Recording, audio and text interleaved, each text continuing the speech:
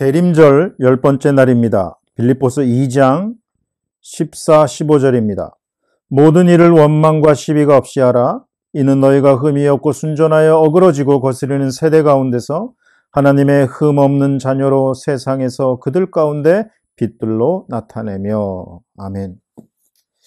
우리는 항상 두렵고 떨림으로 우리의 구원을 이뤄가야 하는데 그 구체적인 모습을 오늘 빌립보서는 이렇게 말합니다. 모든 일을 원망과 시비가 없이 하라. 이 시비는 안에서부터 일어나는 것입니다.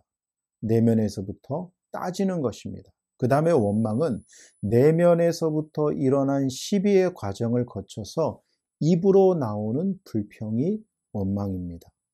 마음에서 뭔가 자꾸 따지고 논쟁하고 싶어하는 경향을 멈추고 혹 그것에 실패하더라도 입으로 쏟아져 나오지 않도록 하는 것, 이것이 구원을 이뤄가는 성도의 구체적인 적용이라는 거죠.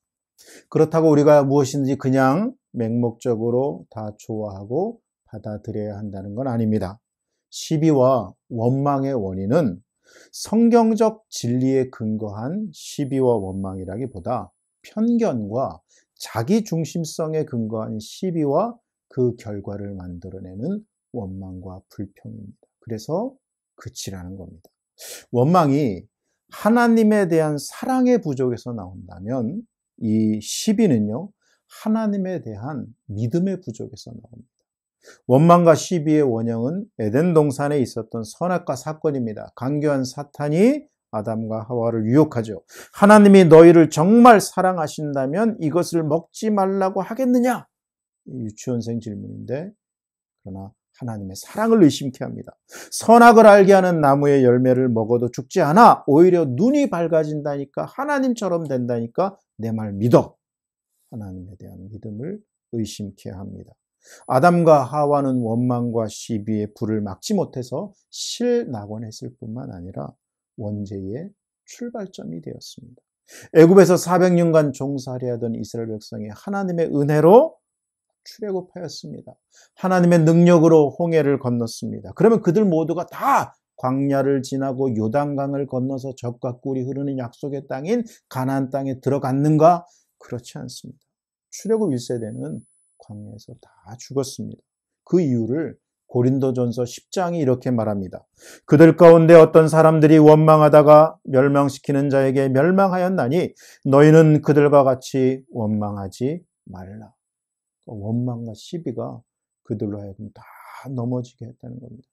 하나님께서는 400년 동안 노예로 살았던 이스라엘 자손들에게 자유를 주셨고 약속의 땅을 주셨습니다. 만나도 내려주셨고 반석에서 나는 물도 마시게 하셨습니다.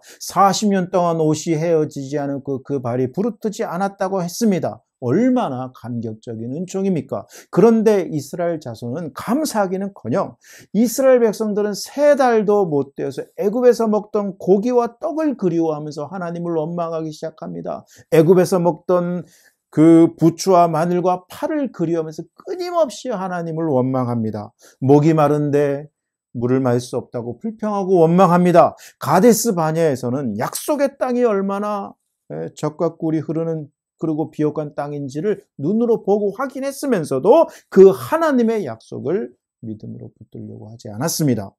하나님이 오히려 우리를 죽이시려고 여기까지 데리고 왔다. 말도 안 되는 불평을 하죠. 그래서 우리 삶 속에서 이런 시비와 원망은 성도의 영혼과 삶을 황폐하게 만들고 우리로 구원의 길에서 주저앉게 만드는 주범 중에 하나입니다. 자신의 영혼을 황폐하게 만드는 것뿐만 아니라 시비와 원망은 우리 마음속에 깊은 자기 연민을 만들어냅니다. 이런 거죠.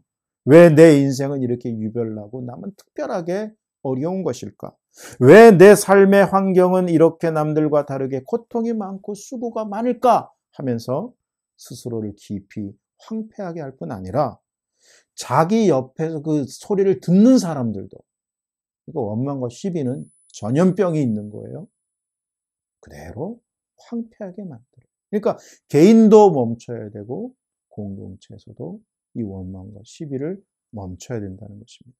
신명기 8장 2절에 내 하나님 여호와께서 이 40년 동안 내게 광야길을 걷게 하신 걸 기억하라는 말씀이에요. 신명기서에서 기억하라는 단어는 특별히 중요한 단어입니다. 왜 주님께서 이걸 기억하라고 하셨을까요? 이게 깨달아졌습니다.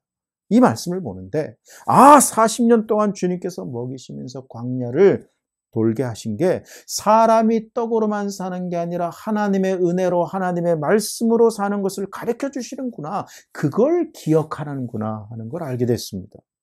이스라엘 백성들은 그 말씀을 기억한 게 아니라 수많은 이스라엘 백성이 광야에서 죽었는데 그러면 그들이 기억한 게 뭘까요? 뭘 기억하면서 살았을까요? 애굽이요.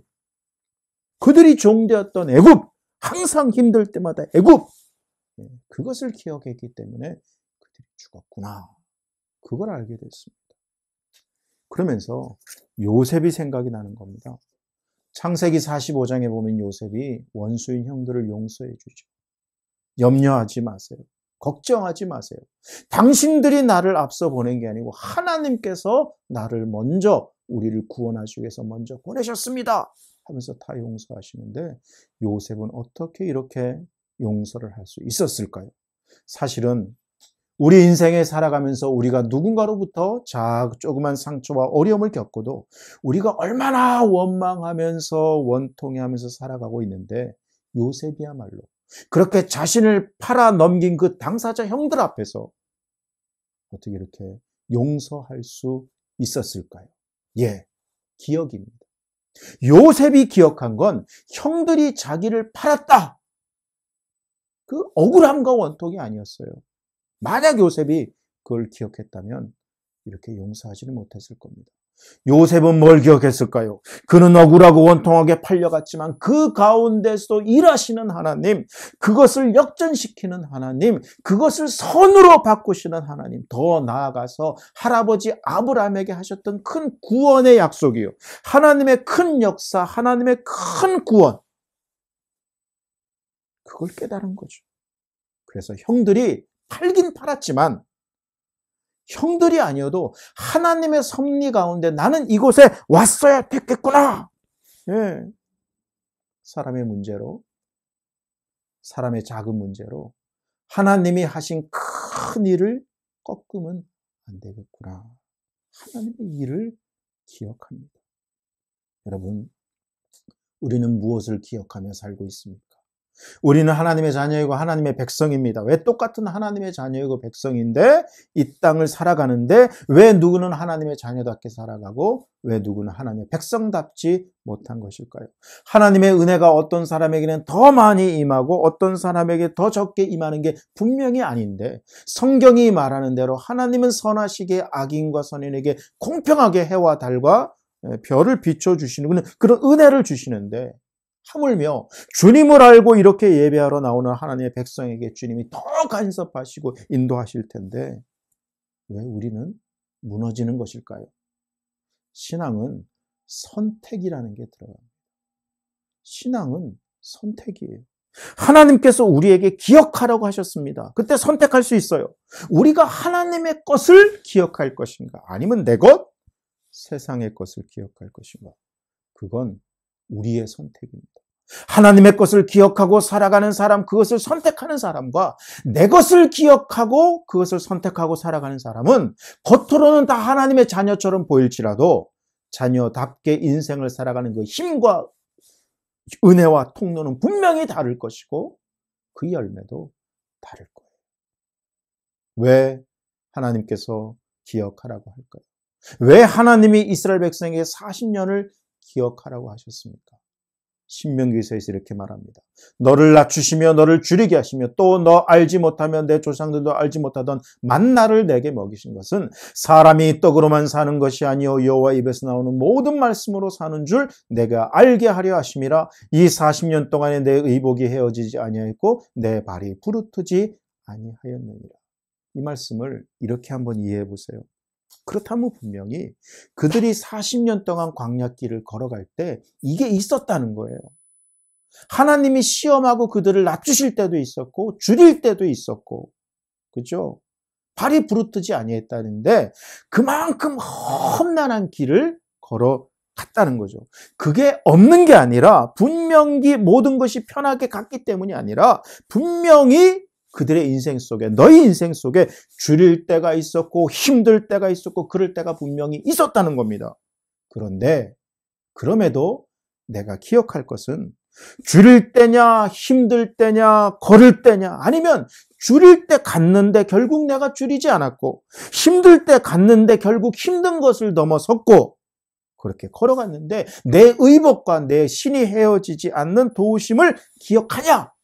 거기에 따라 우리가 달라질 거라는 거예요. 그래서 기억하는 거고 그리고 우리가 무엇을 선택할 것인가? 그게 중요하다는 거죠. 갑자기 코로나19가 상황이 많이 악화돼서 더 힘드실 텐데요. 그렇다고 우리가 원망과 불평에 넘어지지 않았으면 좋겠습니다.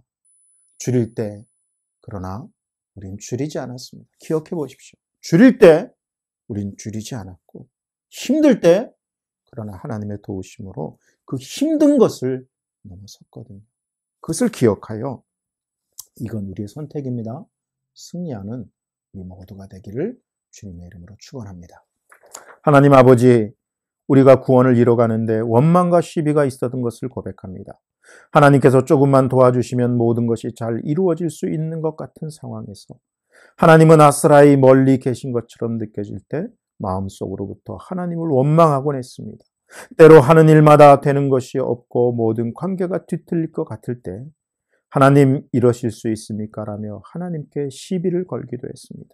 그러나 하나님 아버지, 우리 모두 원망과 시비를 넘어서 요셉처럼 하나님의 것을 기억하면서 하나님의 은혜와 도우심을 기억하면서 다시 한번 우리의 시선을 하나님께 고정합니다. 그 가운데 일하시는 하나님, 그것을 역전시키는 하나님, 그것을 선으로 바꾸시는 하나님, 그 하나님을 기억합니다. 그리하여 어그러지고 거스리는 세대 가운데서 하나님의 흠없는 자녀로 살게 하옵소서. 예수님의 이름으로 기도드립니다. 아멘.